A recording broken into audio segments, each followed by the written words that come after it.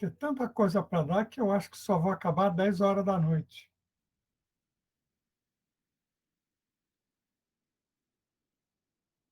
Oi, Júlio, tudo bom? Então vamos lá. Vamos começar a olhar aí para diferenças finitas e EDPs, equações diferenciais parciais. Na aula passada, a gente viu métodos numéricos para equações diferenciais ordinárias. E na retrasada, vimos um pouco de teoria sobre equações diferenciais ordinárias. Agora a gente vai partir para as equações diferenciais. Vamos lá, então. Antes disso, a capa antiga desse conjunto de transparência era um girassol. Eu não sei porque eu perdi aquele girassol, mas depois que eu abria, eu lembrava dessa música da Cássia Eller, que, aliás, eu era uma cantora excepcional.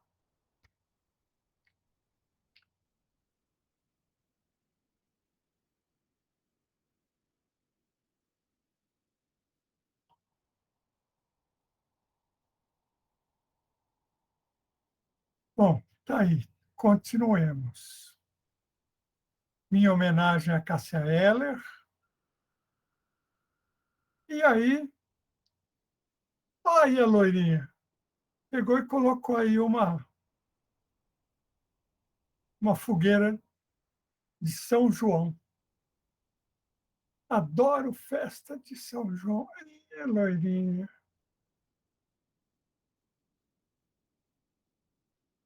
Você gosta, ô, Vanessa, de Gosta de quê, professor? De festa? festa São de São João? João? Eu gosto da comida. Fogueira. Teve um tempo que a gente dançava quadrilha, mas isso era em cidade pequena, né? Mas é isso. Aí a Lourinha, mas que é mesmo calor, mestre? E a mestra dava uma coçada na cara. Já teve febre? Né? É, evidentemente, ela não quis responder, né? Só cutucou a coitada da loirinha. Aí o mestre, como modelar a propagação do calor? E aí ele diz aqui, calor é uma forma de energia, energia térmica. E aí, condução de calor é a transferência da energia térmica de uma região onde a temperatura é maior para uma região onde a temperatura é menor. Portanto, a gente mede calor, mede energia térmica através da temperatura. Termômetros. E aí o mestre explicando mais. Existem duas grandezas físicas envolvidas com calor. A temperatura, que é função da posição e do tempo, e o fluxo de calor, que também é função da posição e do tempo. E aí, né, o Galileu já fala que a lei de Fourier informa que o fluxo de calor é proporcional ao gradiente da temperatura. Como o gradiente é um vetor, né, o fluxo de calor também é uma coisa que vai numa direção, como a gente pensa mesmo, né? Aí o mestre já, vamos modelar a propagação de calor numa barra metálica envolta num isolante para não haver troca de calor com o meio externo através da superfície cilíndrica. Então pegou aí uma barra de metal, tá certo? Cilíndrica, como vocês estão vendo aqui, né? E aí colocamos ela dentro de um isopor. Por exemplo, isopor é isolante térmico, né? E aí, de um lado, colocou uma temperatura bem alta e do outro, bem baixa. Uma fogueira de São João e o gelo do meu copo de uísque. Mas aí a Messa dizendo, mais adiante vamos tirar essa restrição. Qual? A de não haver troca de calor com meio externo, através da superfície cilíndrica. Aí o mestre vai adiante, indicando por fio fluxo de calor na direção x, a lei de Fourier fica φ de x e t, posição e tempo, e aparecem aí três constantes, uma multiplicando a outra, vezes a derivada da u com relação a x, que é o gradiente. Com uma direção só, né? A derivada é o gradiente. E aí, o Galileu explicando que o coeficiente de difusividade térmica, ρ, é a densidade do material e C é a capacidade calórica do material. Se vocês quiserem saber mais coisas sobre isso, perguntem para o professor de física. Eu não sei muito mais que isso, não. Mas incomodem aí o professor de física, disse que o professor Goldoni mandou perguntar.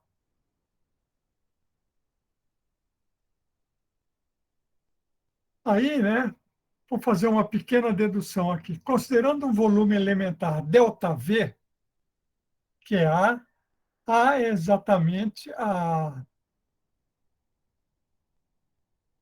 o tamanho, né, uma seção transversal da barra, né? A é a área da barra, né? Vezes ΔX, aí vai ter um volume ΔV. Então, ΔX, o que vai interessar é só a variação na direção x. E aí, A vezes φ de x é o fluxo de calor entrando, né? Φ de x vezes A, então, ao longo, vamos dizer assim, toda a direção transversal da barra aqui, né? E A de vezes φ de x mais ΔX é o fluxo de calor saindo. E aqui está um elemento da barra, né? O calor acumulado nesse volume elementar, na ausência de fontes ou subidores, é proporcional a ΔV, que é o volume, vezes gradiente de U. ΔU, que gradiente? Não tem nada. A variação de U. Né? Portanto, a equação de balanço da energia térmica vai ficar assim.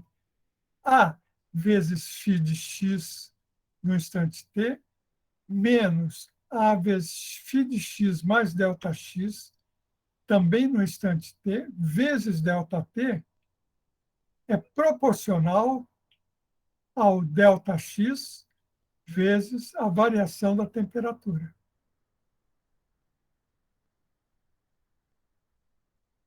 Então, está aí.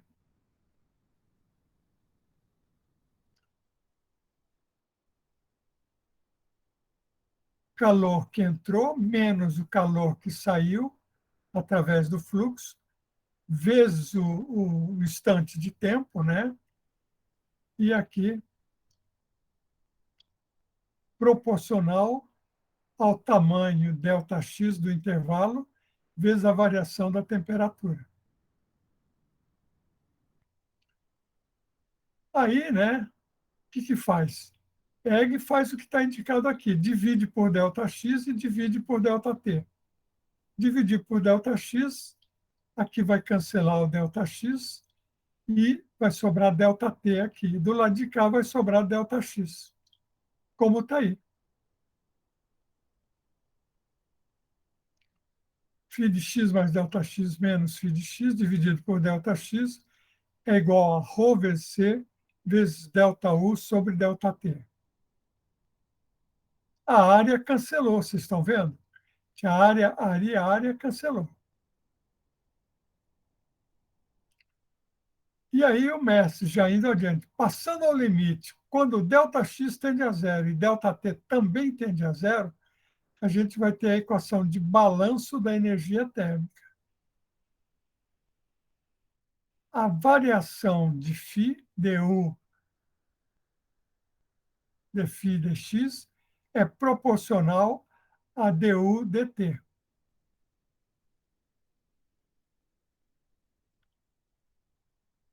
Então, está aí, né? A variação do fluxo de calor é proporcional à variação da temperatura na direção x e aqui no tempo. E aí a Messa continua. Utilizando a lei de Fourier, obtemos a equação de condição do calor. Variação da temperatura com relação ao tempo é proporcional à variação, segunda variação da temperatura com relação a x. E alfa resume todas as constantes de proporcionalidade aí, para dar o igual. Essa é a equação de condução do calor, com uma direção só, né? A direção x. Se fosse uma placa de metal, por exemplo, teria delta 2U, delta x2 e delta 2U, delta y2, por exemplo. Aí a Messa vai tirar a restrição que já tínhamos colocado. Assumindo que a troca de calor com o meio através da superfície lateral da barra, troca de calor com o meio, ou seja, o calor vai sair da barra ou vai entrar na barra, né? É proporcional à diferença de temperatura entre a barra e o meio em cada ponto x, em cada instante de tempo, vai aparecer esse termo que está aqui, ó. Beta parcial U parcial x mais gama U. Né?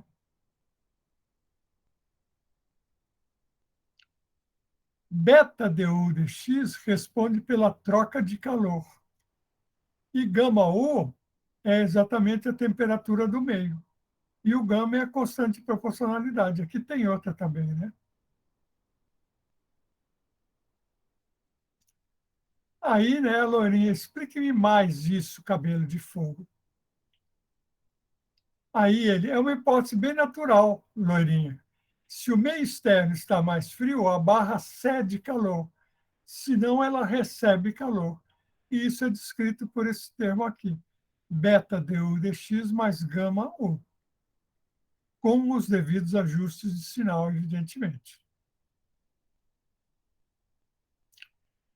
E aí a Messa foi adiante. Um dos problemas de grande importância é descobrir a distribuição de temperatura ao longo de uma barra transcorrido um tempo T igual a TF.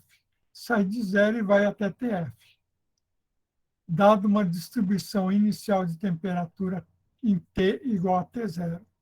Então, no intervalo de T0 até TF, né, descobrir a distribuição de temperatura.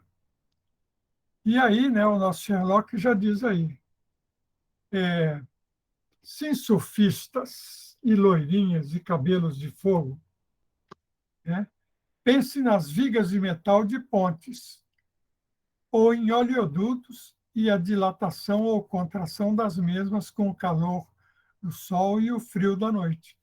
Por exemplo, vocês sabem que o petróleo do Rio de Janeiro é, é tirado lá de Campos, né? Da bacia de Campos, né? E ele vem através de oleodutos até o Rio de Janeiro, até a refinaria que tem ali, quando a gente vai para Petrópolis, ali, né? Através de oleodutos. E o que acontece? Esses oleodutos, né, são canos de metal, canos grossos, né, grandes, né? E o que acontece? De dia recebe calor, então tem dilatação. De noite esfria, e aí ele perde calor. Então esses oleodutos vão esticar e encolher. Agora, vocês imaginam, né, um pedacinho desse oleoduto, de 1 quilômetro, por exemplo,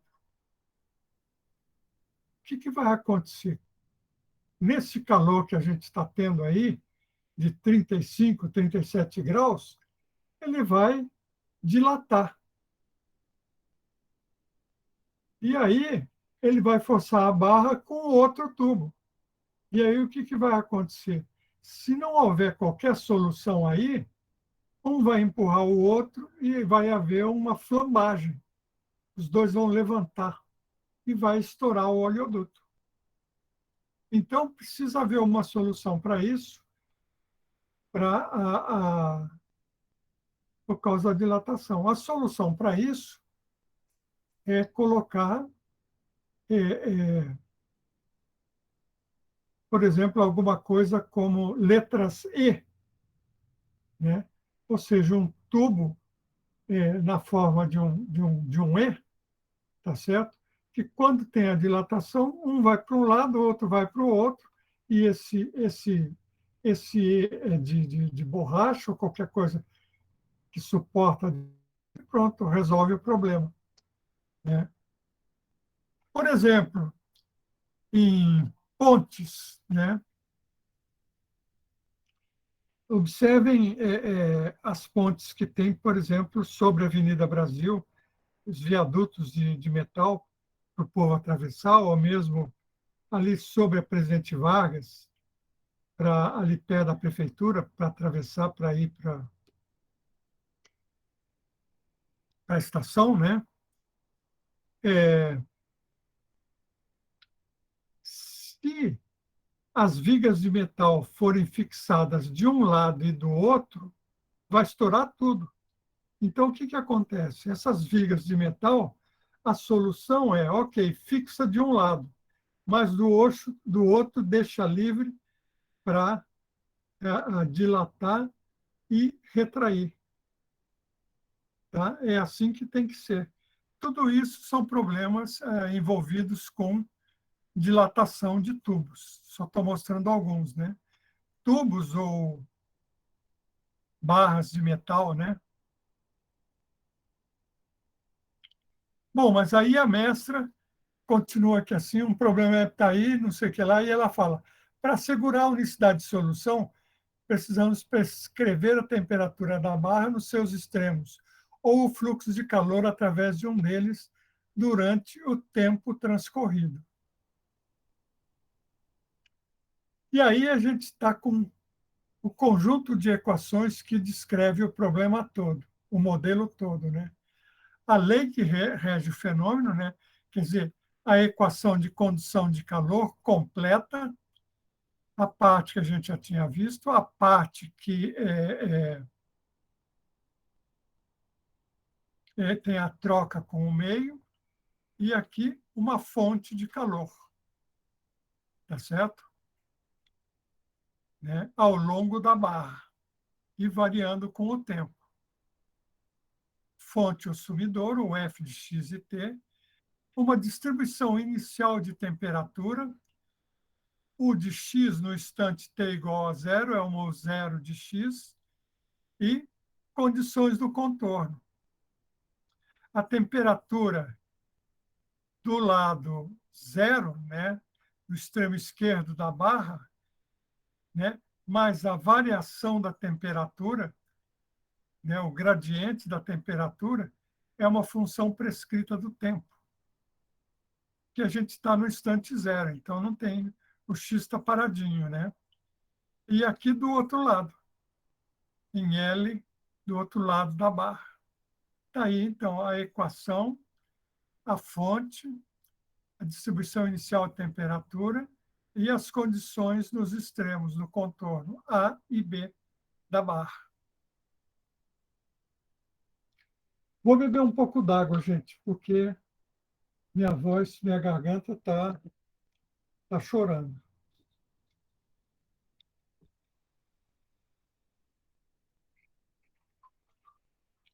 Eu esqueço de gravar a aula, oh, e ninguém me avisa.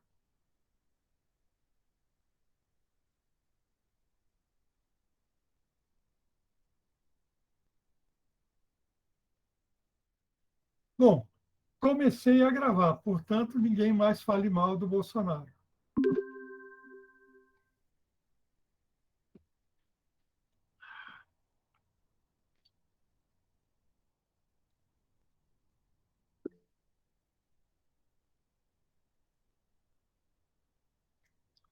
É, Leonardo, é isso mesmo.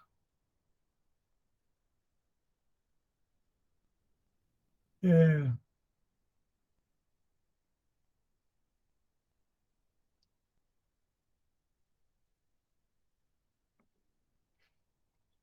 vocês viram que só quando ele foi bastante pressionado que ele se manifestou contra a invasão da Rússia, né? Ele só se manifestou contra porque ele foi muito pressionado. Mas isso está pegando mal para burro para o Brasil, né? Mas, enfim, voltando para cá. Aí a Messi está falando algumas coisas meio óbvias, né? É, quando o sigma e o rho é zero, a gente vai ter um problema de dirigir. Está aqui, ó. Ou o rho aqui ou o sigma. Então, quando não tem a parte de fluxo, né, a gente vai ter que u de 0t é uma função h de t. O alfa aqui vai passar para cá, né, vai entrar ser incorporado na função. U de 0t é uma certa h de t. Tá certo? Então, a temperatura do lado esquerdo só varia no tempo. Claro, está fixo no lado esquerdo, né? E a mesma coisa para o lado direito. Depois, quando o alfa e o beta são zero, a gente vai ter um problema de Neumann. Alfa e beta é zero, desaparece essa parte aqui. Só tem o fluxo de um lado e o fluxo do outro. Tá certo? Calor entrando ou saindo, né? E quando os quatro coeficientes são diferentes de zero, né, ou nem todos nulos, né, a gente vai ter um problema chamado problema de Robin. Tá? Mais do que isso, no problema de Dirichlet, quando as condições de contorno h de t e g de t são nulas, para todo t maior que zero, a gente vai ter um problema homogêneo. E no problema de Neumann, quando elas são nulas, a gente vai dizer que as fronteiras são reflexivas, né? O calor bate e volta, né? Não tem troca de calor. Se não tem fluxo, se o fluxo é zero, o calor bate e volta, tá certo? É como se fosse um espelho para o calor.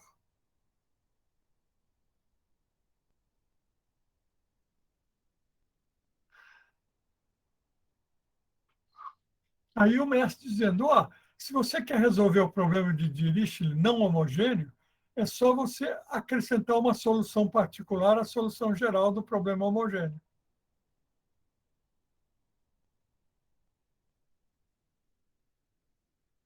E aí a mestra, sim, colega, como a derivada de segunda de uma função linear na variável x é nula, podemos usar a solução particular.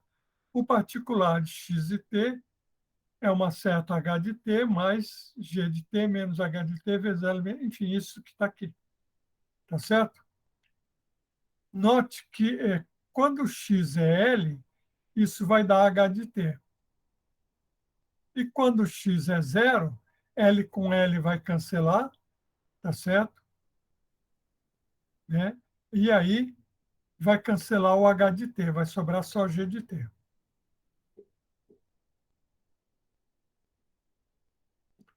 E aí o mestre, no caso do problema de Dirichlet, basta resolver o caso homogêneo, o mais simples de todos, em que as condições de fronteira são nulas. E aí ele, para obter a solução aproximada do problema de valor inicial e de contorno, precisaremos efetuar as discretizações espaciais e temporais. Vamos lá, então. Agora a gente vai começar a resolver a equação diferencial parcial de calor, problema de valor de contorno.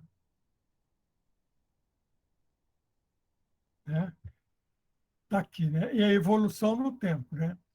Está aqui. Então, foi feita uma malha horizontal e uma malha temporal. Né? Está lá, horizontal. X0 é A, e nesse caso, X31 é B. Então, tem 32 pontos aqui, né? Começa em 0, vai até 31, e tem 30 pontos internos, tá certo? E aqui, olha a malha temporal aí. Ok. E aí, para não começar a carregar muita letra para lá e para cá, em vez de a gente escrever U de XK e TI, a gente vai escrever só UKI. Né? Então, U23 é U de X2 e T3, como está marcado aqui. E F31 é a função F no ponto X3 no instante T1. Isso simplifica muito a notação. Sai desse carroção aqui para essa coisa aqui mais palatável, né? Bom, então, a Lourinha diz, abusou da notação? Claro que abusou, porque é, é, tinha que ter escrito assim. Mas, pô, tentar trocar e ficar colocando parênteses para cima e para baixo é de matar, né? Então fica assim mesmo. Parcial U em KI, parcial T, é proporcional a parcial 2U em KI, XT, mais F de KI. Né? Então está aí, simplificou bastante, mas com esses entendimentos aqui.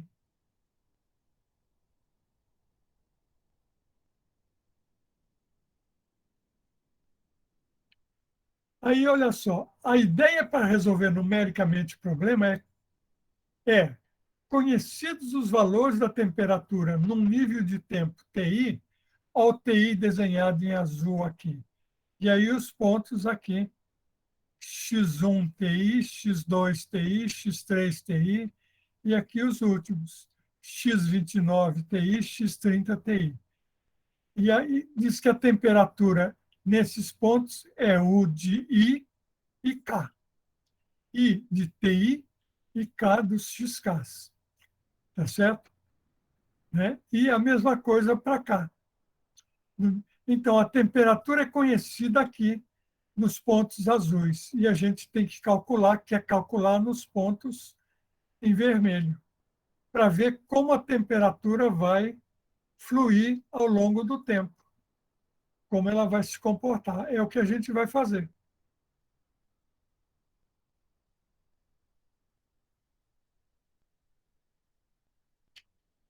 Aí, olha só, como a gente já viu na aula passada, né, de diferenças finitas, a relação para a derivada segunda, com relação a x, né, está aqui.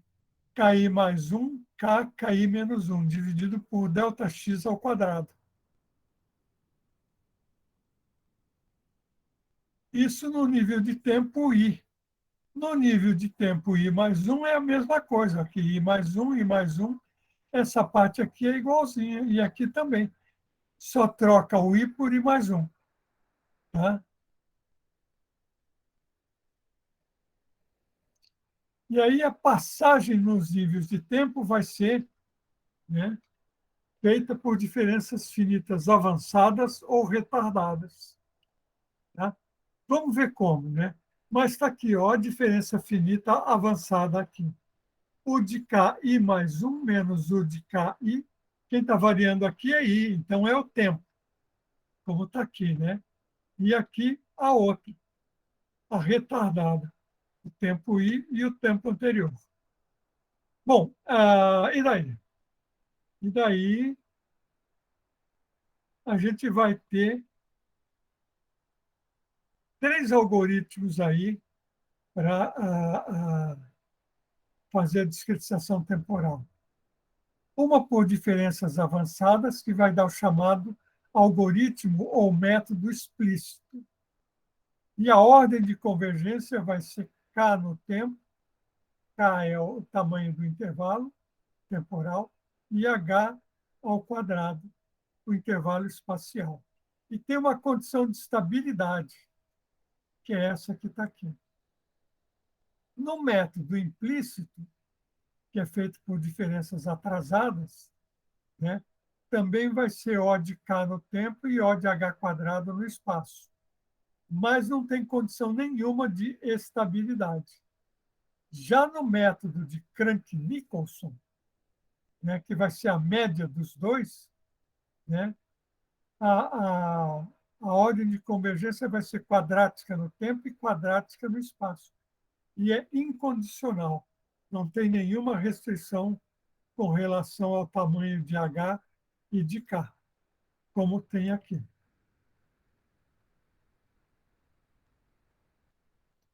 E aí a messa. Tais esquemas são descritos pelas moléculas de discretização. Está aqui o explícito. Eu vou usar 3 níveis conhecidos de tempo para calcular o nível de tempo seguinte. Aqui é o contrário. E aqui vou usar 3 níveis de tempo para calcular os 3 níveis seguintes. Né? Explícito, implícito e o Crank-Nicolson. Essas são chamadas moléculas de discretização.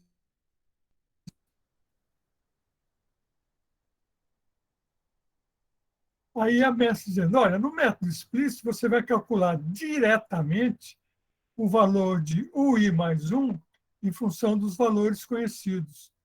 O IK menos 1, o IK e o IK mais 1, como está aqui. Então, cada pontinho daqui de cima vai precisar de 3 aqui embaixo para ser calculado. Vejamos como. Bom, a gente está com essa equação diferencial aqui, né? Propagação de calor no tempo. E aí está aqui a aproximação para a derivada no tempo e a aproximação para a derivada segunda no espaço. E aqui os valores da F nos pontos K e I. E P é a constante de proporcionalidade.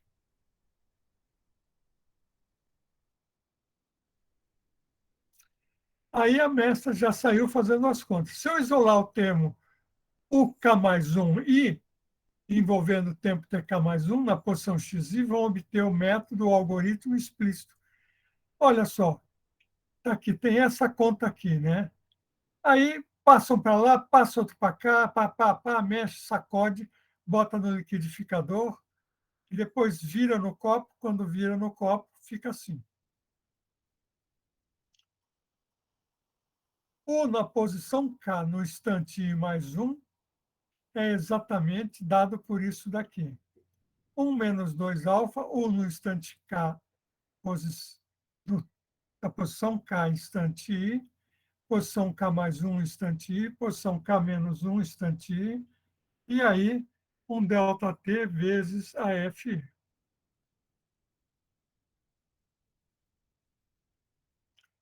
E como está sendo dito, para cada valor do tempo e para cada posição no espaço. E P vai ser exatamente esse quociente aqui. Está vendo o P aqui? Cadê o P? Comeram o P? Não, alfa, desculpe. P vezes ΔT sobre ΔX. P já era a constante de proporcionalidade. E para começar, eu sei a posição, o valor da temperatura no instante inicial zero. É o zero de x.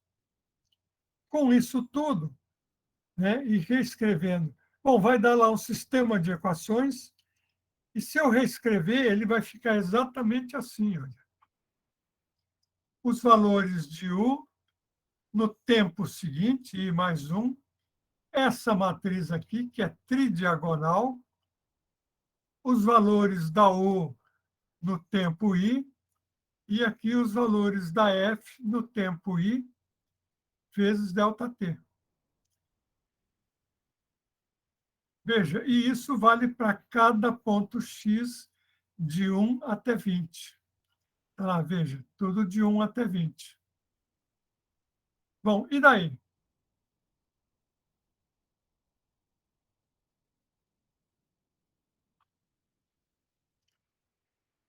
Aí o cabelo de fogo. Então, a gente vai poder calcular o 1, o 2, o 3, etc., por essa fórmula aqui.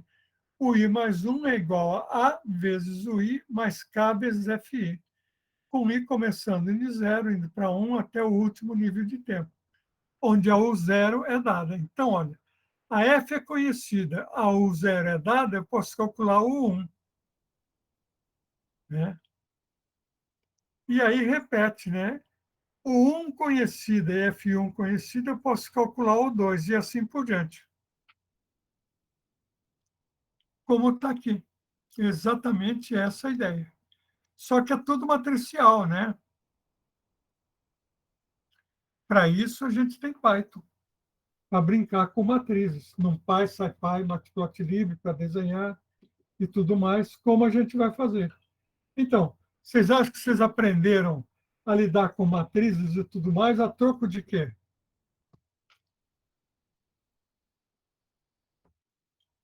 Então, tá aí, gente. E aí, tá aqui o programa. Refez, né? Quer dizer, eu fiz de novo. Equação unidimensional de calor, método explícito, né? Aqui já está tudo feito. Se vocês colocarem esse código no computador de vocês, vai funcionar direitinho, a menos que vocês errem alguma coisa. Né? Aqui está, como a mestra está dizendo, até aqui apenas a entrada de dados. Tá? O A, o B, os extremos do intervalo, o número de subintervalos, tá certo? NX, né? Que mais? Aqui eu estou usando o Lean Space para calcular o X e o tamanho do subespaço. X é a malha X, né? E aí estou mostrando a malha do tempo final, tá certo? E aí vamos ver como é que tudo vai acontecer.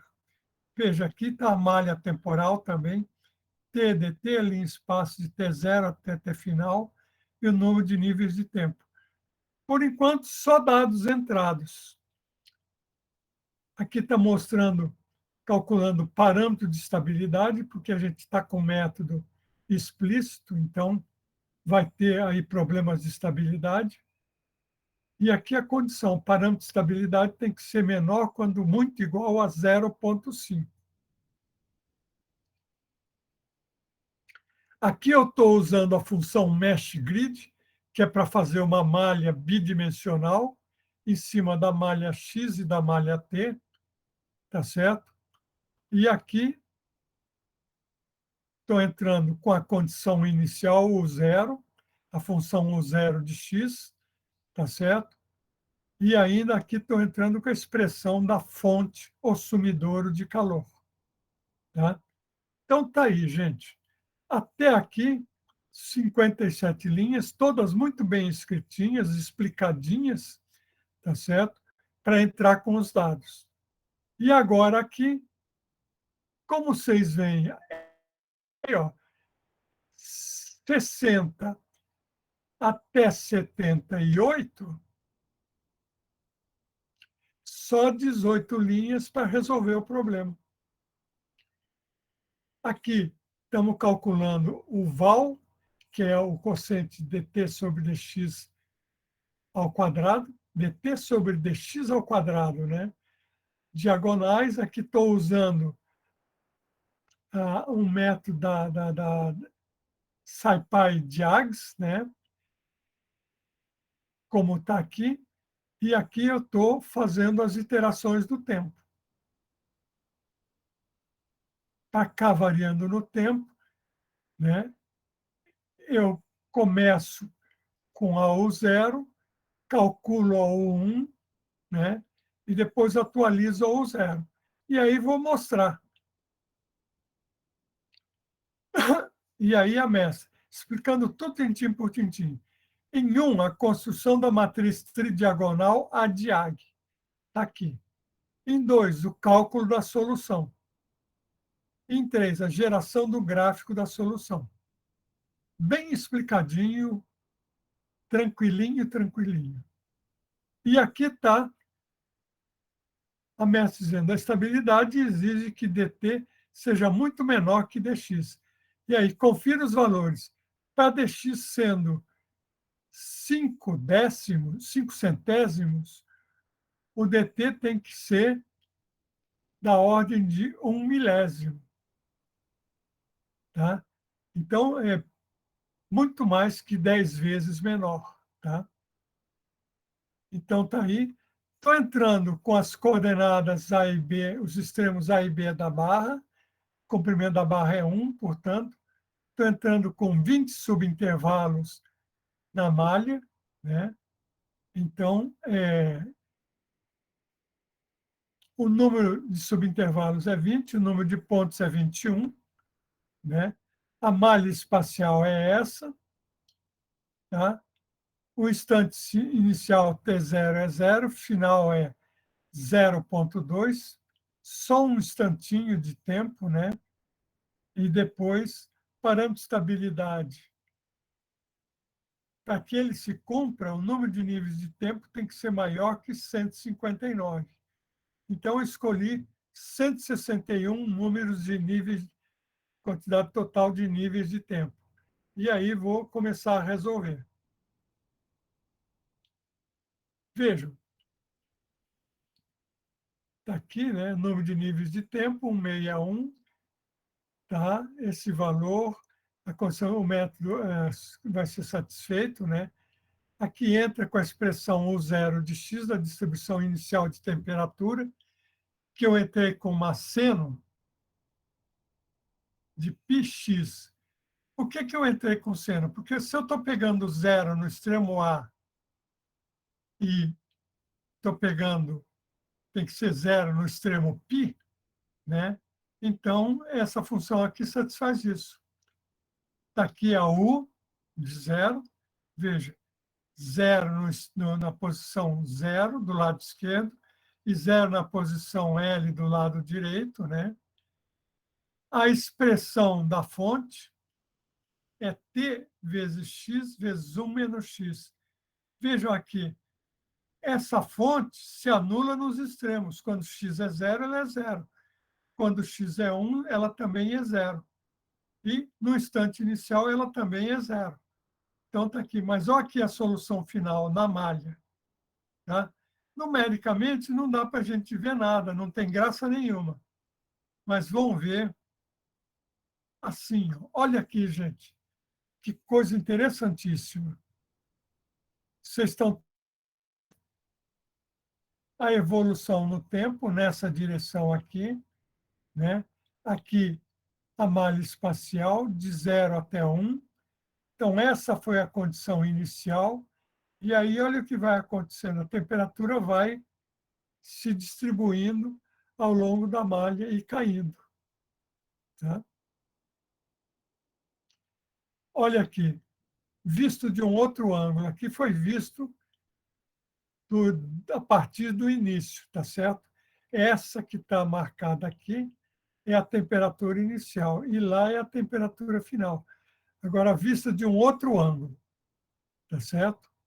Olha aí, distribuição de temperatura inicial, vermelho é quente, azul é frio, tá certo? E agora essa outra visualização aqui. Então, a temperatura vai caindo ao longo do tempo. Ok? Como é que foi feito isso?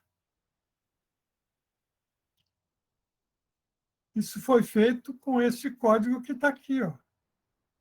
Essa parte minúscula aqui, de 17 linhas. Tá certo? A gente está usando a SciPy de Agnes aqui, né? Aqui, avançando a solução no tempo, né? E aqui para fazer a figura. Tá? E tudo isso daqui para fazer o quê? Entrar com os dados. Então, esse programa é suficientemente geral, tá?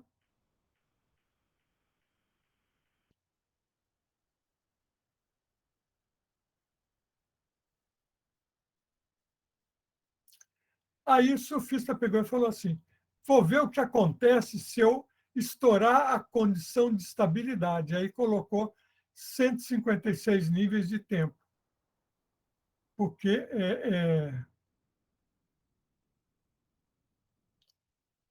aqui, né? Então, o que acontece?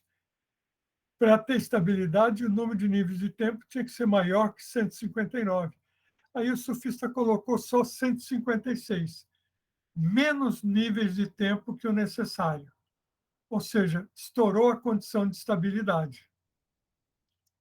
O que será que vai acontecer? O que vocês acham?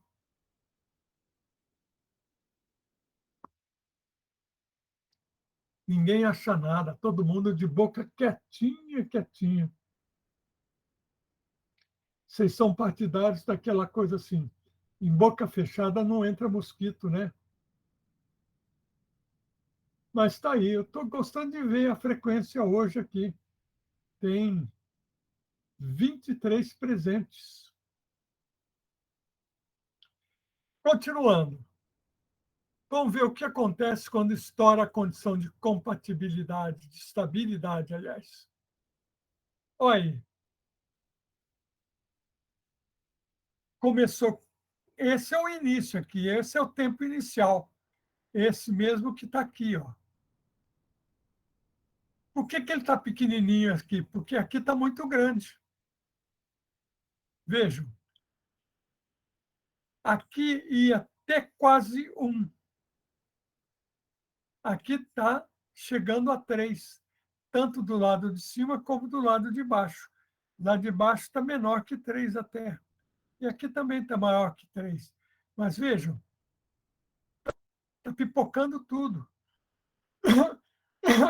Olha como ficou. O esquema, o algoritmo não segura, não funciona, né? Se não cumprir a condição de estabilidade.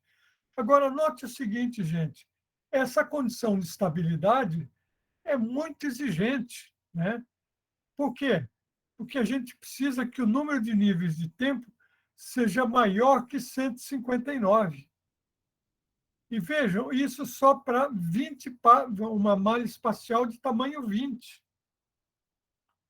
Então, a gente avança no tempo em passo de tartaruga. Essa que é a grande infelicidade do método explícito. A gente avança no tempo em passo de tartaruga se não quiser estourar a condição de estabilidade.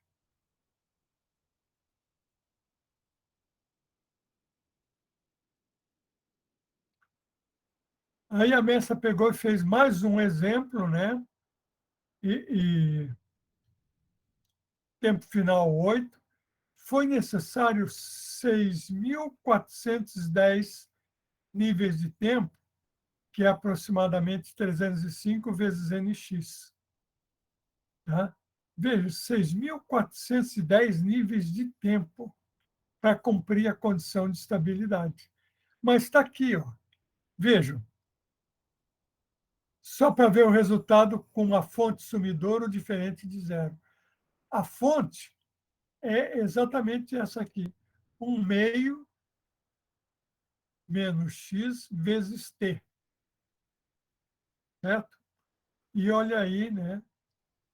Então, está aqui, né? X vezes 1 menos x, aqui está com...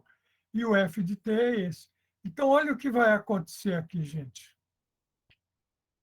Funciona tudo direitinho, mas não é mole não, né? Vejam, aqui a distribuição espacial, tá certo? Estou começando com uma fonte assim, x vezes 1 menos x, está aqui, né? Então, quando x é zero, ela é zero. Quando x é 1, ela é zero. E quando x é meio, ela vai atingir o máximo. 0,5, né? Vai atingir o valor máximo aí. Tá certo? E depois, né? A fonte é essa daqui. 2 vezes o meio de x menos t. Veja, essa fonte ela é desbalanceada com relação a x. Vocês estão vendo? Aqui está o x agora, né? Vocês estão vendo? Aqui está o x, aqui está o x de novo. Tá certo? Lá o início. E aqui, olha o que está acontecendo. como o x é negativo, então, quando o espaço crescer, vai ficar frio, né? Então, mudou disso daqui para isso daqui. Vocês estão vendo como está evoluindo no tempo? Agora, para calcular isso, foi necessário nada mais, nada menos que 6.410 níveis de tempo. Para ir de quem? De 0 até 8. Vocês estão vendo, então, que esse método explícito só é factível com computador mesmo, né? Porque o número de níveis de tempo é estúpido. E isso para uma malha de 20 pontos na direção do eixo X, malha espacial de 21 pontos, 20 subintervalos. Tudo isso justifica a gente ir trabalhar com método implícito, tá certo? Para diminuir o número de níveis temporais a um valor aceitável, tá? Ele resolve, mas ele também vai resolver o problema da instabilidade. Lembra, ó, aqui está instável, né? Se eu, vamos dizer assim, não colocar o número de níveis de tempo maior que o exigido pela condição de estabilidade, como o surfista fez, né?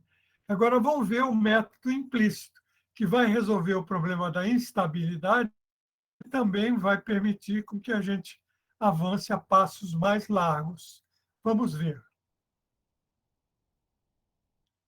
Bom, a equação vai ficar assim agora. Veja, I mais 1, I mais 1, I mais 1, I mais 1. Então, todos eles calculados em I mais 1, exceto esse calculado em I. Tá? Então, o que vai acontecer? Como eu quero saber em I mais 1, em qualquer valor de K, né, eu vou ter que passar o I mais 1 para o lado de cá. E aí vai ficar assim, olha. Menos alfa, o K menos 1, I mais 1, 1 mais 2 alfa, o K, I mais 1, e menos alfa, o K mais 1, I mais 1. Então, aqui no tempo seguinte, aqui no tempo anterior, e aqui a fonte. Igualdades válidas para os pontos internos da malha, ou seja, para caindo de 1 até nx. Vejam, então aqui eu tenho 3 incógnitas simultâneas, e isso vai dar essas equações aqui, ó. Para k igual a 1, k igual a 2, até k igual a 20. Tá certo? Vejam. E isso vai dar o quê? E aqui, só no nível de tempo I mais 1 e aqui no nível de tempo I. E aí a Messa... Veja, então, são 20 equações aqui, né? E aí a Messa explicando mais. Devido às condições de contorno, na primeira equação, temos o 0 e mais 1 valendo 0. Esse cara aqui vale 0. E esse último aqui também vale 0. Tá certo? Então, eu vou ficar com 20 equações incógnitas. E o sistema vai ser reescrito assim, ó. Essa matriz também tridiagonal, né? Aqui o nível de tempo I mais 1, o nível de tempo I e a função fonte. Ora, isso daqui é um sistema linear. Para cada nível de tempo, né? Para eu avançar para o tempo seguinte, eu tenho que resolver um sistema linear. Por isso que o método é implícito. Se eu adotar essa anotação aqui, para tentar enxergar tudo de, de uma piscadela só, né? A equação vai ficar assim. A vezes o I mais 1. A é a matriz A, essa que está aqui. O I mais 1 é esse cara que está aqui. O I é esse cara que está aqui. E FI é esse outro aqui. Então, está aqui. E o zero é conhecido. Então, quando a gente faz isso,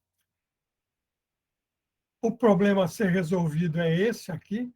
A entrada de dados é igualzinha do método explícito, tá certo? A construção da malha, né, e tudo mais, até aqui é tudo igualzinho ao método explícito. E agora aqui, o que vai acontecer? Aqui também é igual, a única coisa que vai mudar é essa daqui, ó, que está marcada em vermelho. Veja, aqui eu estou resolvendo o sistema tridiagonal.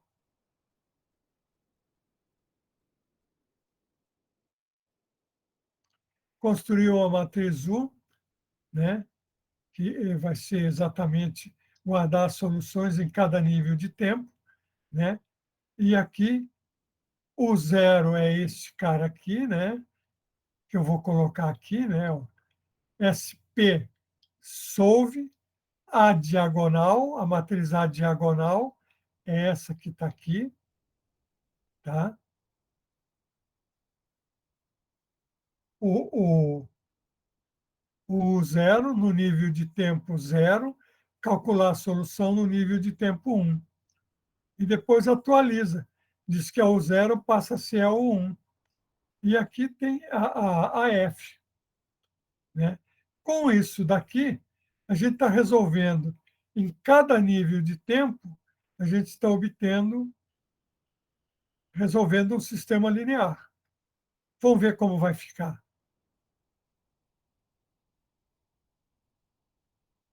Olha aqui, entra com os extremos, menos 1 e 1, né? Número de subintervalos da 200, né? Instante inicial, instante final. Estou entrando também com 200 níveis de tempo. Se fosse pelo método explícito, né? Isso aqui chegaria em qualquer coisa como 10.000 níveis de tempo. Tá? Então, está aqui, né? Condição inicial, condição a fonte, né? Como é que vai ficar? Está aqui, gente, a solução aqui. De menos 1 até 1, está lá a função 1 menos x vezes 1 mais x. Veja, quando x é 1, né? Ela se anula, quando x é menos 1, se anula também, tá certo? E aí vocês estão tendo exatamente isso, olha aí. E tem o quê? Aliás, desculpem, esta aqui é a fonte é essa, o instante inicial. É um pedaço de seno, tá certo? E aqui a temperatura. Note que tem uma parte aqui que vai de 1 até de menos 1 até 1, tem uma parte aqui que vai ficar negativa. Então, vai aparecer isso que está descendo aqui. Ó. E aqui, olhando ao contrário, né? Estou saindo lá atrás de zero e estou avançando, né? Ah, desculpa, gente. Seno está aqui, né? E está aí o tempo avançando, de 0 até 2, tá certo?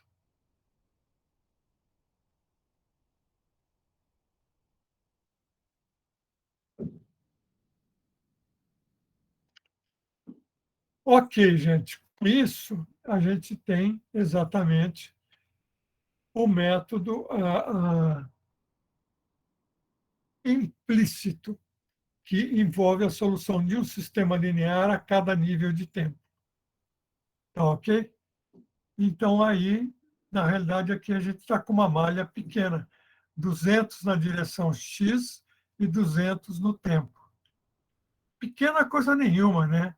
Façam aí 200 vezes 200, acrescenta um zero, 2.000, mais um zero, 20.000 pontos para fazer essa figura aqui.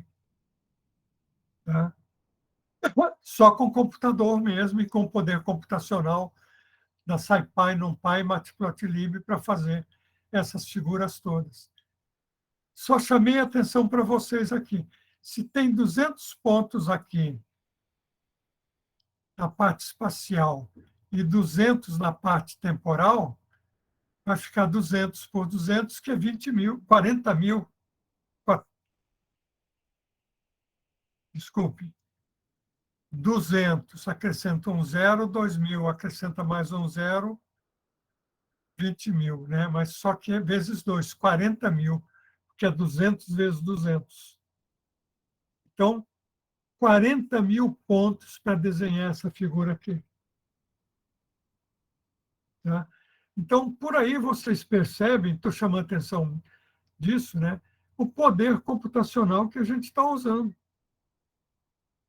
E estamos resolvendo em cada nível de tempo um sistema de 200 equações a 200 incógnitas.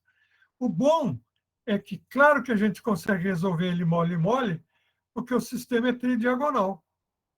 E a gente consegue resolver mole-mole porque quem resolve é a SciPy, a NumPy, e não vocês. Que resolver um sistema linear desse no braço é um dia para cada nível de tempo. Bom, está aí, né, o programa todo, os gráficos da solução, né? Aí, né, o Sherlock trata-se de sistema tridiagonal que pode ser resolvido usando métodos iterativos para valores muito grandes de nx. Chamando atenção para as condições iniciais de contorno, está aí, né? Condições homogêneas, etc. e tal.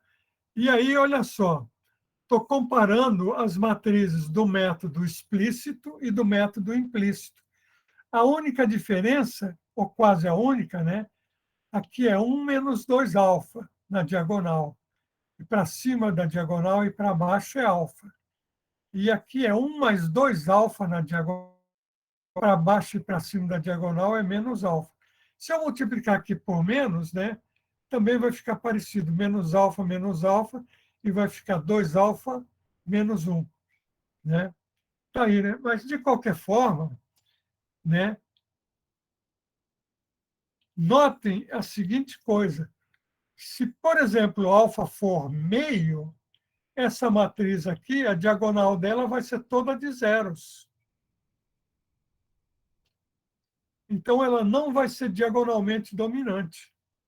Então, a gente vai ter, eventualmente, problemas para resolver o sistema. Mas aqui não. Se alfa for meio, isso daqui vai dar 2. Né? Então, vai ficar 2 de fora a fora, meio e meio. Então, ela vai ser uma matriz diagonalmente dominante.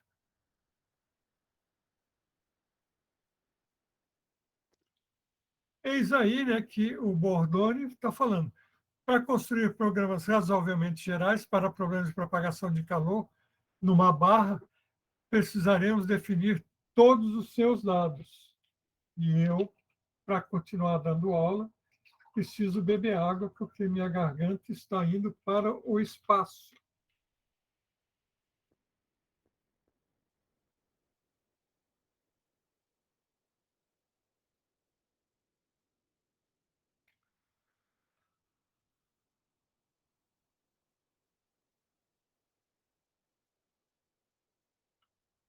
Continuando, gente. Está aí, né? Agora a mestra vai falar do método de Crank-Nicolson. Você precisará resolver o sistema linear envolvendo a média entre os valores do método explícito e do método implícito. Isso fica para você. Veja, está aqui, né? Então vai aparecer uma matriz, olha aqui, ó. Está aparecendo exatamente aqui. Vai aparecer matriz dos dois lados, fazendo a conta, olha aqui, ó. Aqui vai ser uma matriz e aqui vai ser outra. Tá? Então, está aí, né? Considerando as matrizes A e B abaixo, A e B, tá certo? E os vetores UI e FI, né? O sistema vai ficar assim, ó. A UI mais 1 igual a B UI mais 2 vezes ΔT vezes FI com o zero dado. Então, vai aparecer uma multiplicação matricial aqui e aqui um sistema linear para resolver. Tá certo? Aqui, para calcular o novo termo independente, né? Vezes o FI, etc. e tal.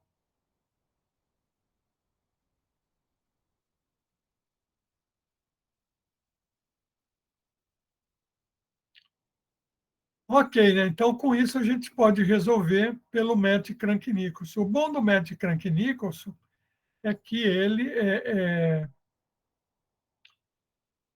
é quadrático tanto no espaço como no tempo, né? E não tem condição nenhuma de estabilidade. O método implícito não tem condição de estabilidade nenhuma, mas ele é linear no tempo e quadrático no espaço. Tá? Então, com isso, gente, eu mostrei para vocês como resolver, por diferenças finitas, a equação de propagação de calor numa barra. Tá certo? Parcial U, parcial T, igual, é proporcional a D2U, dx2. Tá? A equação de calor numa barra, propagação de calor numa barra. Propagação porque é variação temporal. Né? E vocês viram nos desenhos aqui, né, exatamente como o calor se propaga ao longo da barra. Aqui está a barra de -1 a 1 e aqui está o tempo. Tá certo? Começou com um aceno e foi chegando numa coisa do tipo quadrático. Né? Algo por aí.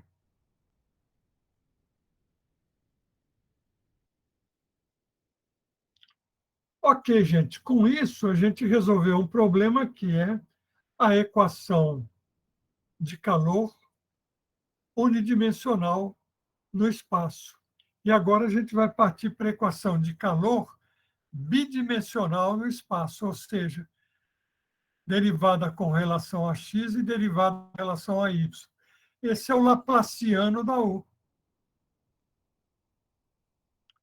Está aqui, né? Parcial U, parcial T, K vezes o laplaciano e mais uma fonte. E aqui, né, o de xy no instante zero é o zero xy em ômega. E a temperatura prescrita na borda, delta ômega. Delta ômega é a borda da placa agora, né? A gente vai estar com uma placa. Então, olha só, vamos pensar uma placa quadrada, tá certo? Né? Como está aqui, né? Vejam, tem 5 pontos na horizontal e 5 pontos na vertical, tá certo? Desse quadrado. E dentro do quadrado, só 9 pontos, tá certo? A gente vai usar diferenças finitas para aproximar a solução. Eu vou fazer assim, por enquanto, só para efeito didático. Depois a gente vai aumentar o número de pontos aí. Colocar 100 e 100, coisa desse tipo, tá bom? Então, nos pontos internos da malha, em azul, aproximaremos as derivadas parciais por diferenças finitas. E nos pontos em vermelho, a gente conhece a temperatura. Neste ponto, nos cantos, não precisa. Tá? Então, a temperatura na borda da placa é conhecida. Tá certo? Então, está aí. Tipo de problema, né? Vocês querem, por exemplo, saber como é que vai ficar a temperatura na chapa, numa chapa de como é que chama? Essa chapa para fazer sanduíche que tem aí nas lanchonetes, né? Tem uma fonte de calor por baixo para esquentar a chapa, né? Tem lá o gás aceso embaixo, né? Mas a distribuição de calor, né, vai ser resolvida por esse problema aqui.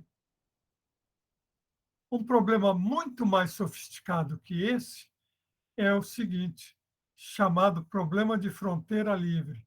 Vocês imaginam que vocês estão no Canadá no inverno e vocês estão indo para um lago no Canadá, onde o que aconteceu? Congelou Então, vocês estão com uma placa fina de gelo, qualquer coisa como um dedo ou 2 dedos, né, na superfície do lago.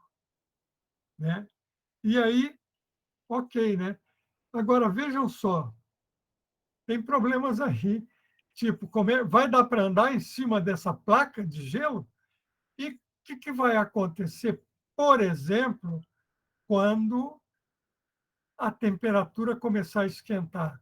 Vocês vão ter lugares onde vai ter água e lugares onde vai ter gelo. E calcular a borda disso, né, a borda onde tem gelo e onde tem água, é chamado um problema de fronteira livre. É um problema matemático sofisticadíssimo. Aí vocês falam assim, mas esse problema não tem, não precisa pensar nisso, né? Mas vocês podem pensar num outro problema bem mais sofisticado e importantíssimo, que é uma barreira, né? Como aquela lá da onde mesmo que foi que teve uma barreira aqui. Como é que foi? O que aconteceu com a barreira? Né? E a represa simplesmente ruiu, tá certo? Por quê? Porque era um problema de fronteira livre.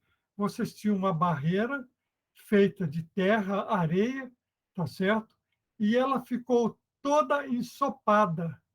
E o peso da água empurrou, porque como ela ficou toda ensopada, ela ficou um pudim.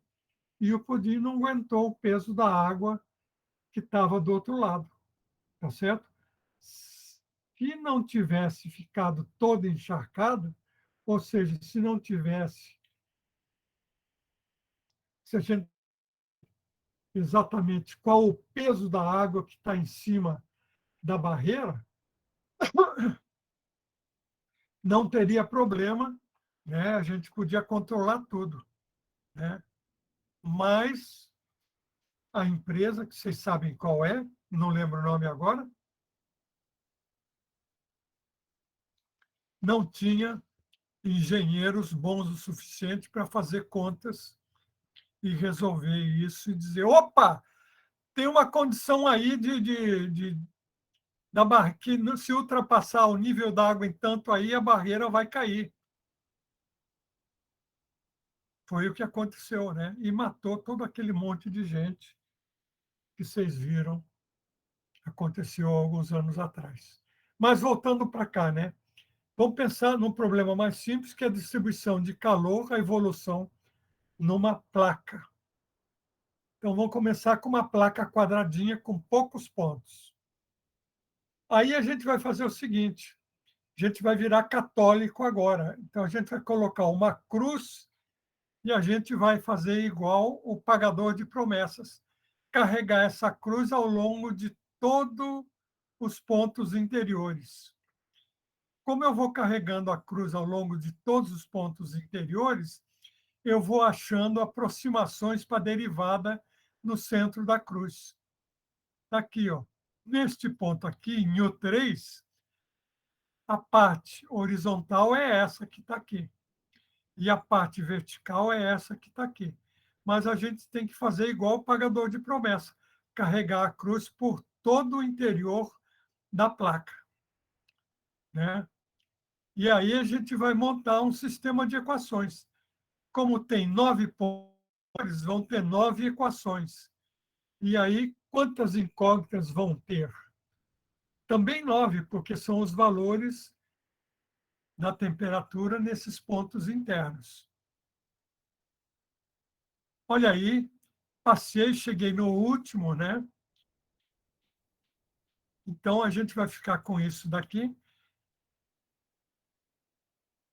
Desculpe, está aqui, né? Com isso, vai montar um sistema de equações. Primeira equação, segunda, terceira, até a última. Tá certo? É só passear a cruz para ver como é que fica direitinho. É mole, é fácil. Tá? E aí, reescrevendo, vai ficar assim. Ó. E aí, a Messa, como ela é super didática, né? Ela marcou os termos em vermelho, são os termos que estão na borda, onde já se conhece a temperatura. E em verde é a fonte. Vejam, então vocês estão com 9 equações, né? E quem que a gente não conhece? Quem está pintado de azul, tá certo? Que vai até 9. O 8, o 9 e o 6 está aí. E quem está pintado em vermelho são os valores na borda da placa. Então, nesse caso aí, a gente está com um sistema de 9 equações a 9 incógnitas. Didático, foi só para vocês entenderem. Rearranjando as equações, ou seja, passando os termos em vermelho direito, a gente vai ficar com isso daqui. Se vocês olharem, isso daqui, de novo, vai dar um sistema tridiagonal, quase tridiagonal. Olha o que vai acontecer. É mais do que isso. Olha aqui. A diagonal são matrizes como essas que está aqui. Menos 4, 1, 1, menos 4, 1, como está aqui. Vão se repetir essas matrizes na diagonal. Acima da diagonal vão se repetir essas matrizes com uns e abaixo da diagonal também. Então, já é um sistema que não é mais tridiagonal, mas ele é o quê? É pentadiagonal. Como a gente está usando malha uniforme nas duas direções, né, está aparecendo uns aqui. Se não fosse uniforme, não apareceria uns aí, mas apareceria algo proporcional ao espaçamento. Tá? Mas está aí.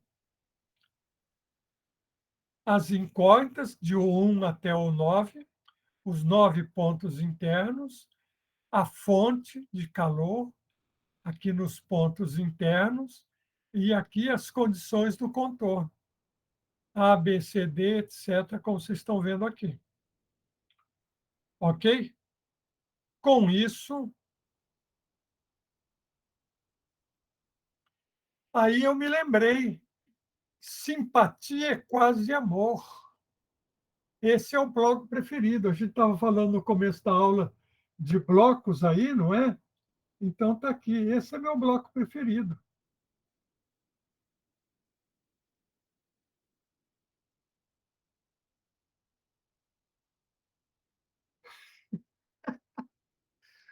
Ô, Adriano, eu não tinha visto, você falou aqui, prego que aparece, toma martelada.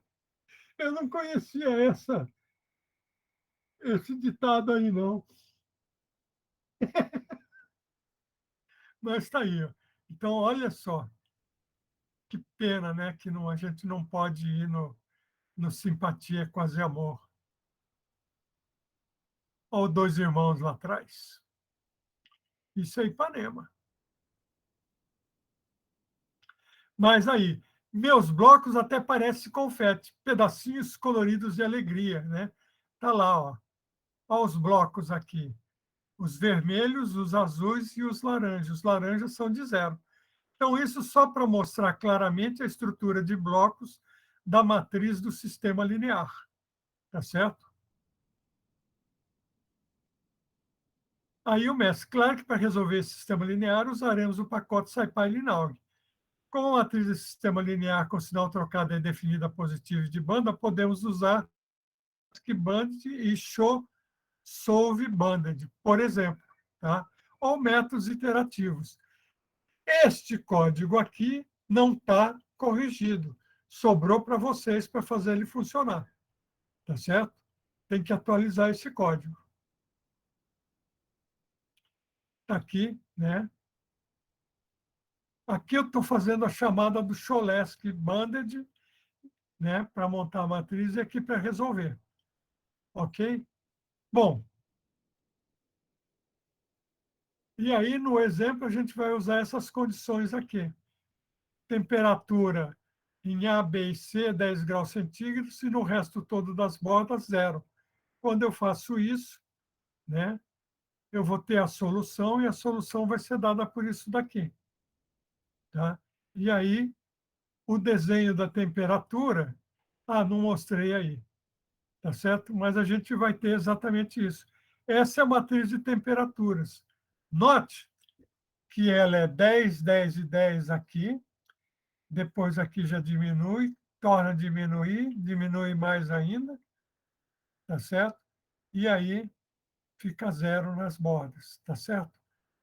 Como são muito poucos pontos, só 9 pontos, não está aparecendo nada bom aqui, tá certo? Não tá sendo, vamos dizer assim, mostrada a simetria das coisas.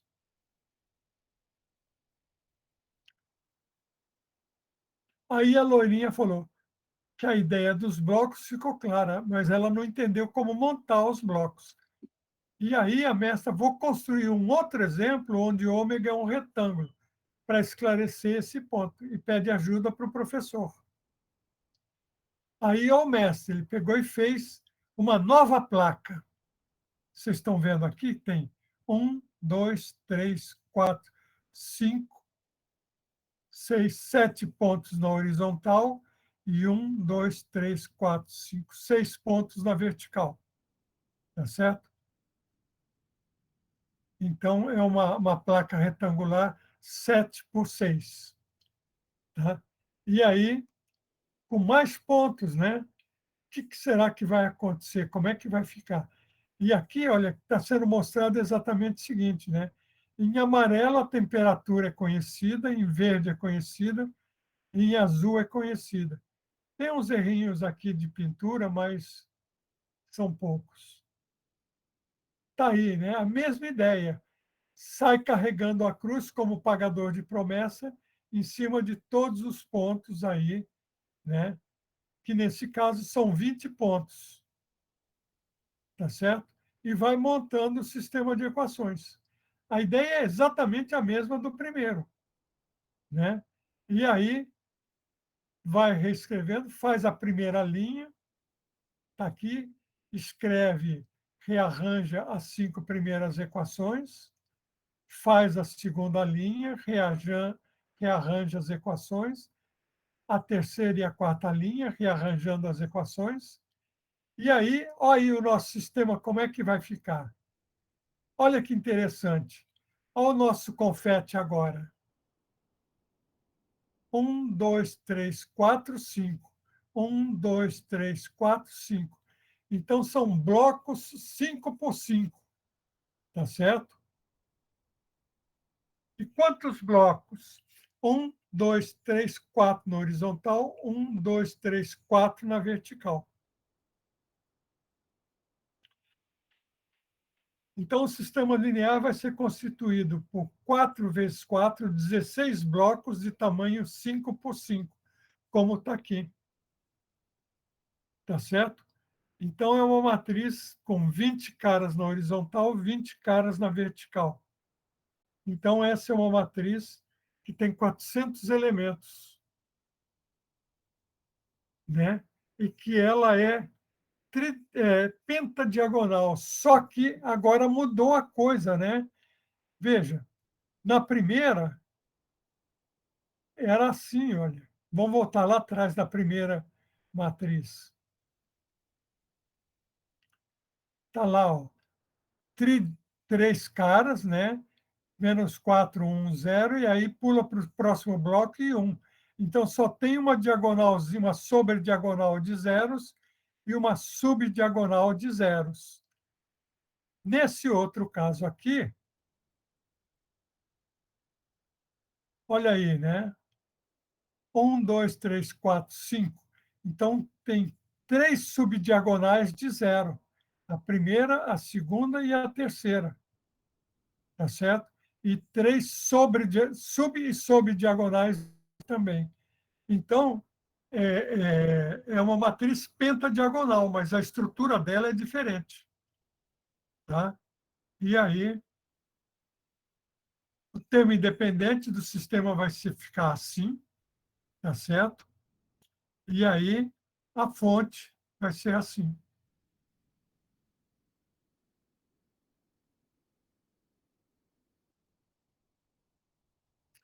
E aí a mestra, repetindo tudo. No caso geral de uma matriz retangular com N linhas e M pontos internos em cada linha, teremos uma matriz com N blocos quadrados de tamanho M, seguindo esse mesmo padrão de exemplo. E aí, pois é, sofista, para os sistemas de espaços como esse, AX igual a F mais V, os métodos apropriados para resolver sistemas lineares são os métodos interativos lá da SciPy, Linaug e Sparse, que veremos mais adiante.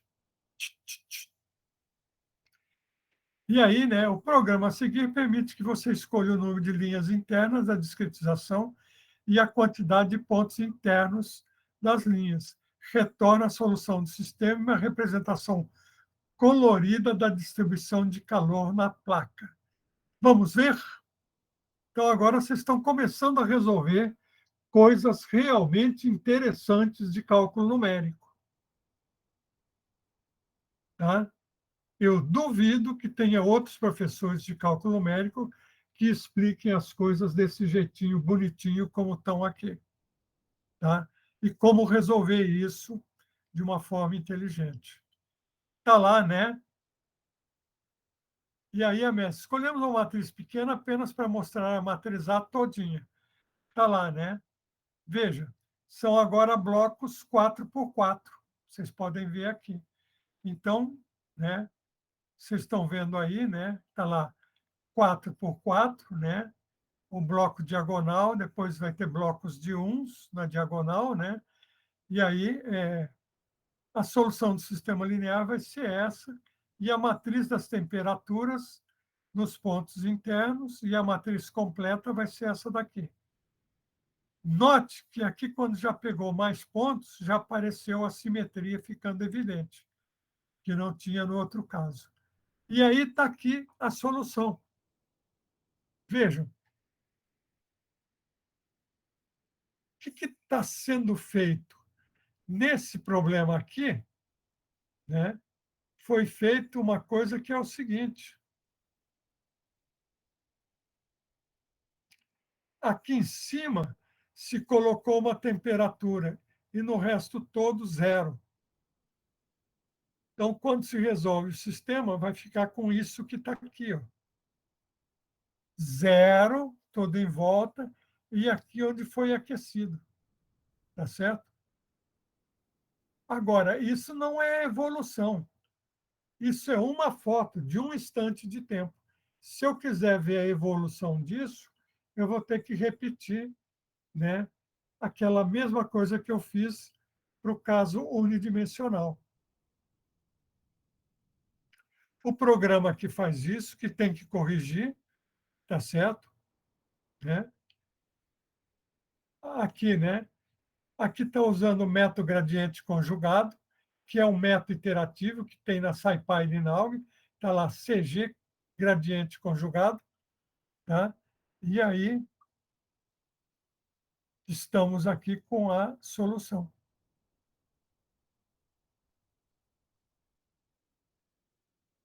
E aí, né, aqui tem uma explicação de como utilizar color maps, mapas de cores, a construção das matrizes de temperatura nos pontos da malha para redesenhar 5, né, colorida com temperaturas com image show. Está aqui, né? Ok, está ali, né? E aí tem os mapas de cores, os color maps. Tá? Ok, gente, com isso, a gente resolveu o problema de propagação de calor numa barra, tá certo? Que é uma equação, equação de calor, né? Variação de temperatura com o tempo e com a posição ao longo de uma barra. Resolvemos só a distribuição de calor numa placa sem fazer temporal, mas a variação temporal é igualzinha do outro, e aí a gente vai ter que resolver sistemas lineares repetidos, só que aí não vai dar para mostrar como mostrou lá, né? O que vai ser possível é fazer um filminho mostrando as fotografias em cada instante de tempo, tá certo? Isso pode ser feito com a SciPy e a Matplotlib. né, tem como desenhar filminhos, tá certo? E os filminhos seriam as fotografias da temperatura em cada instante de tempo. Então, o que a gente veria é esse calor se espalhando aqui, diminuindo, ficando menos vermelho e mais amarelo, mas se espalhando ao longo da placa. Tá? Então, está aí como construir mapa de cores, etc. E tal.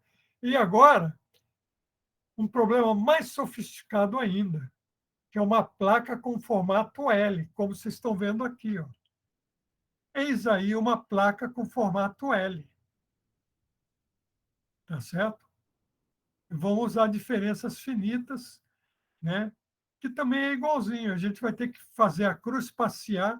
Primeiro, fazer uma malha nesse L aqui, tá certo? A malha aí, e tem que fazer a cruz passear ao longo da malha toda, né? E aí, o que vai acontecer? Se olhar aqui, vão ficar com um sistema linear com 4 blocos 3 por 3, 12 equações, porque aqui só tem 3 caras no interior, né? E depois, 3 blocos 8 por 8, que está aqui, ó, tá certo? Então, aí, bom, na realidade, tem um erro aqui, né? Porque quando eu chegar com a cruz aqui, vai aparecer, né?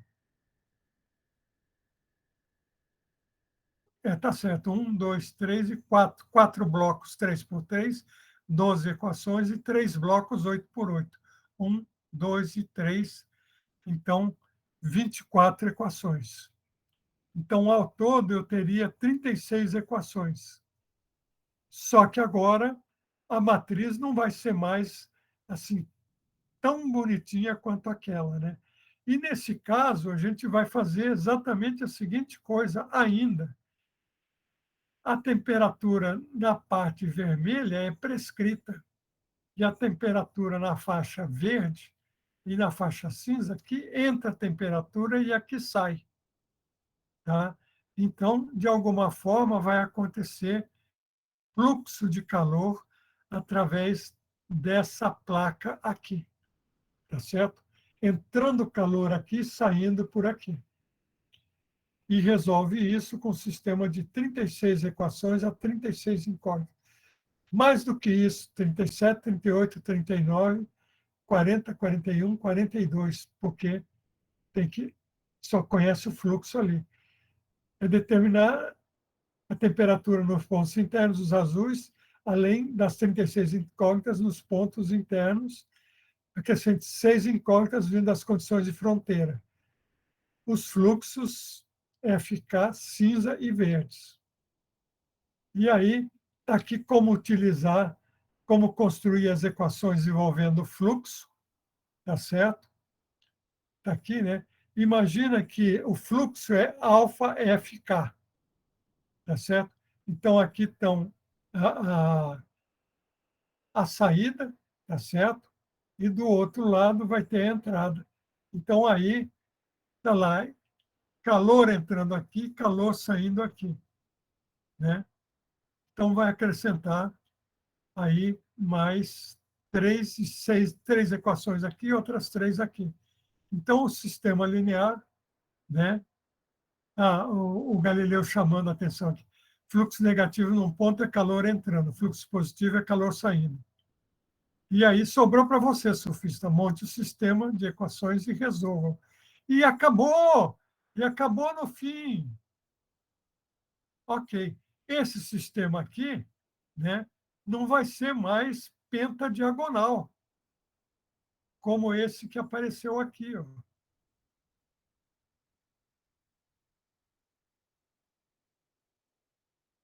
Apareceu aqui ou aquele que a gente mostrou antes aqui. Ó. Tá? Pentadiagonal. Está aqui, né? Essa matriz se repetindo aqui e aqui se repetindo. Por que, que ele não vai ser mais pentadiagonal? Porque em alguns lugares vai ser 3 por 3 e na outra 8 por 8. Então, a estrutura da matriz já vai ser mais sofisticada ainda, tá certo? Bom, é isso aí, gente. Acabamos a aula. Perguntas, se houver.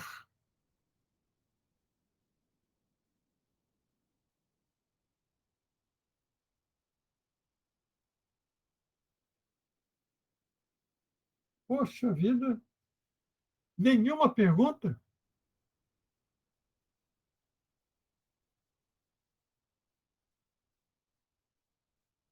Eu acho que vocês estão seguindo.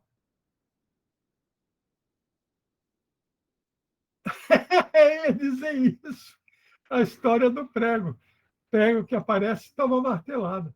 Não, eu não vou martelar, eu vou explicar se tiver dúvida.